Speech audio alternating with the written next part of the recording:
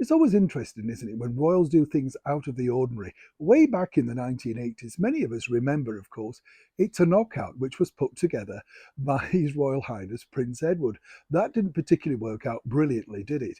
It's funny how times change, though. When you think about it now, we see royals doing all sorts of things, don't we? Popping up on various TV shows, giving interviews. In fact, we saw, of course, His Royal Highness, our King Charles III on the repair shop recently to great success.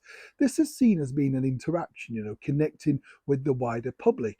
But the bigger problem that you have is if you have royal connections, things can go wrong. This can go wrong when you decide to align yourself with a company that is not necessarily the right thing to be associated with. Is this the problem for this particular royal? As ever, let me explain. Good morning, Neil Sean here. Nice to see you. And thank you, by the way, for your lovely comments about the video regarding the dressing down of newsreaders. I know, not keen on that myself.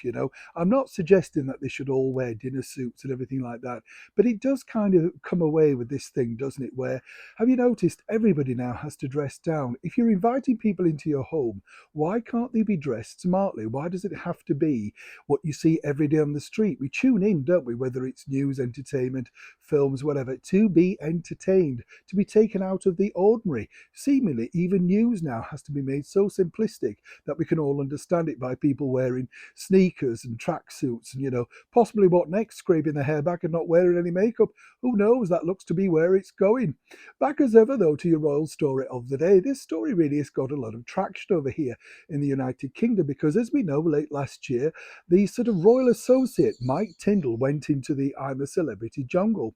And what was interesting here was it was all basically, Mike being an ex-rugby ace was going to do incredibly well. In fact, he was tipped to be winning that particular show.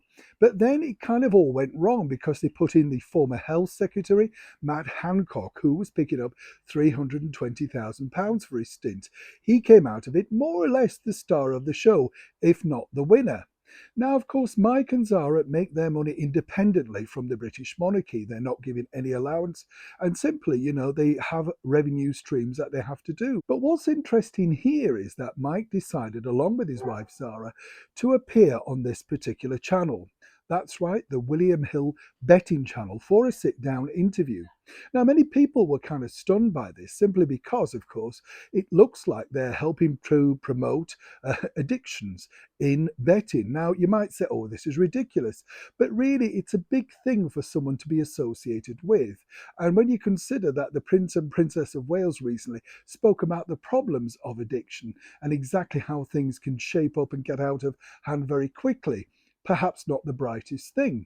Mike also is planning a one-to-one theatre tour where, like an audience with. And that again, could be problematic because many people will ask him all about the Platinum Jubilee, Prince Louis, but more importantly, Harry and Meghan. So, as some people might say with Harry and Meghan, the bottom line is that obviously, they are being condemned for making lots of money. But then a lot of people around the sidelines of the world are equally doing the same thing. Not just Sarah and Mike, but of course the Duchess of York with her books. Various people.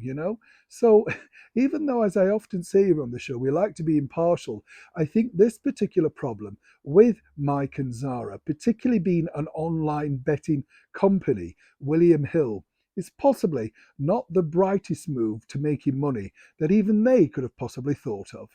As I say, a lot of people over here are rather disappointed in this because the actual site does get a lot of traction. But for now, as they basically say, this is the way that they have to earn a living. Neil Sean in the very heart of London.